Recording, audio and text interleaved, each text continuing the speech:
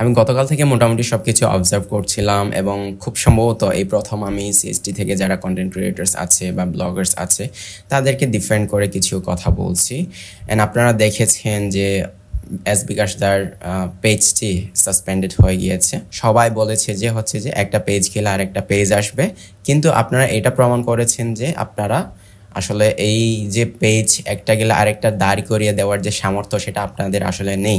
S বিকাশদার যে 3.5 lakh ফলোয়ারের page সেটা যাওয়ার পর আমি দেখেছি মাত্র 35,000 খুব সম্ভবত নতুন পেজে মাত্র 35,000 ফলোয়ার্স হয়েছে। সো এই যে সবাই বলছিলেন একটা পেজ গেলে আরেকটা আসবে, একটা পেজ গেলে আরেকটা আসবে, বাট একটা পেজ গেলে যে আরেকটা পেজ দাঁড়িয়ে দেওয়ার যে আমাদের সক্ষমতা বা সামর্থ্য এটা কয়জনের আছে বা আমাদের কি আছে, সেটা একটার পর একটা মনমোহন, মিথিলা, এবি ব্লগস, দচেংনু, তারপর বিভিন্ন যারা ব্লগার্স আছে তাদের পেজ হুমকিতে আছে এবং অলরেডি অনেকের পেজে বিভিন্ন সমস্যা হচ্ছে। ইভেন আমার একটা ভিডিও যে রিমুভ করে দেওয়া হলো, সেটা ফিরিয়ে আনার জন্য কোনো ওরকম দক্ষ স্কিলড মানুষজন নাই, আমাদের একজন ভালো সাইবার মানুষ নাই, বা একজন ভালো হোয়াইট হ্যাকার নাই, বা একজন ভালো প্রোগ্রামার নাই, একজন ভালো সফটওয়্যার ইঞ্জিনিয়ার নাই, ভালো ভিডিও এডিটর নাই, ভালো একজন ডিজিটাল মার্কেটার নাই, ভালো একজন কিছুতেই নাই। আমাদের পাহাড় থেকে একটা সিঙ্গেল মানুষ নাই যারা আসলে আমাদেরকে ডিফেন্ড করতে পারবে এই সময়টাতে। আপনারা যদি থাকতেন আমরা অসংখ্য ভিডিও বানাতে পারতাম, তাই না? আমাদের পেজ গেলেও আপনারা যদি ফিরিয়ে আনতে পারতেন তাহলে আমাদের আসলে সমস্যা ছিল না। এই যে একটা পেজ গেল, আরেকটা তুললাম, ভালো কথা, আরও ভিডিও বানালাম, বাট এটার রিচ কতটুকু যাবে? 3.5 লাখ ফলোয়ারের পেজ থেকে যে পরিমাণ মানুষের কাছে রিচ হয়তো, আপনি নতুন পেজ খুলে কি সেই পরিমাণ রিচ আনতে পারবেন? বা যাদেরকে উদ্দেশ্য করে বলছেন তাদের কাছে কি এই ভিডিওগুলো পৌঁছাবে?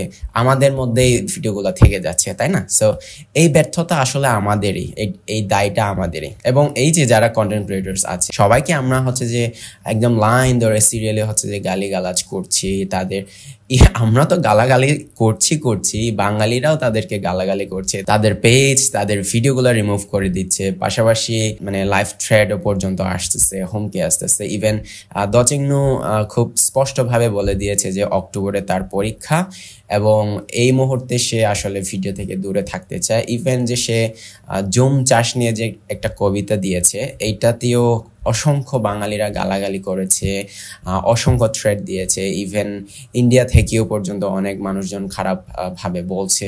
সো তাদের যারা ফেস করে বা যারা ভিকটিম তারাই আসলে জানে তাদের মেন্টালের অবস্থা আর কি। হ্যাঁ, তারা কিভাবে দিন যাচ্ছে এখন। আমরা হয়তো ছেলে মানুষ, বাট যারা মেয়ে আসলে তারা আরো বেশি খুব উইক হয়ে যায় মেন্টালি ভাবে, তারা অনেক বেশি প্যানিকড হয়ে যায়, এটা আপনাদের জানার কথা। সো এই সময়ে না আমাদের তাদেরকে যে গালিগালাজ না করে বা মেন্টালি ভাবে টর্চার না করে আমরা আসলে একসাথে দাঁড়াই, একসাথে যে কাজ করি। এই দোষটা না শুধুমাত্র তাদের না, আসলে এই দোষটা আমাদের সবার। আপনারা যে রিপোর্ট মারছেন, যা কাকে জানি রিপোর্ট মারছিলেন, তাদের পেজের কিছু হয়েছে, তাদের ভিডিওর কিছু হয়েছে, হয় না। আপনাদের সে সামর্থ্য নাই একটা বাঙালির পেজ, একটা বাঙালি ব্লগারের ভিডিও রিমুভ করে দেওয়ার, আপনাদের সেই সামর্থ্য নাই, আপনারা এইখানেই ব্যর্থ। সো কন্টেন্ট ক্রিয়েটরসদেরকে যে শুধুমাত্র চাপ দিয়ে বা দোষ দিয়ে তাদেরকে মেন্টালি টর্চার করে কোনো লাভ হচ্ছে না। আসলে আমাদের এই যে কয়জন কন্টেন্ট ক্রিয়েটর্স আছে বলেই তারা ভিডিও বানিয়েছে, আমরা আমাদের কথাগুলো তুলে ধরতে পেরেছি, বাট আপনারা কি করতে পেরেছেন সেটা একটু আমাকে জানাবেন। এখন অনেকে মনে করতে পারেন আমি ব্লগার্সদের ডিফেন্ড করে কথা বলছি এবং তাদের দোষগুলো ধামাচাপা দেওয়ার চেষ্টা করছি। আসলে আপনি ভুল ভাবছেন। এবং এই সিচুয়েশনটা যাক, আমি কথা দিচ্ছি আপনাদেরকে, পাহাড়কে যারা আসলে বেঁচে খাবে, যারা পাহাড়কে নেগেটিভলি উপস্থাপন করবে, যারা বাজারে গিয়ে ইনোসেন্ট মানুষদেরকে ফেস দেখিয়ে, যারা ফেস দেখাতে চায় না, তাদেরকে জোর করে ভিডিও করে যে তাদের ভিডিও থেকে ইনকাম করে, আমি অবশ্যই তাদেরকে নিয়ে কথা বলবো, আমি কথা দিচ্ছি।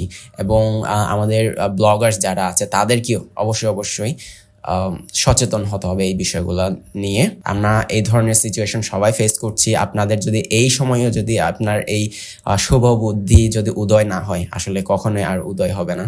সো এই পর্যন্ত আজকে, ভালো কিছু কন্টেন্ট আসবে আমার এই পেজে, সো সাথে থাকবেন।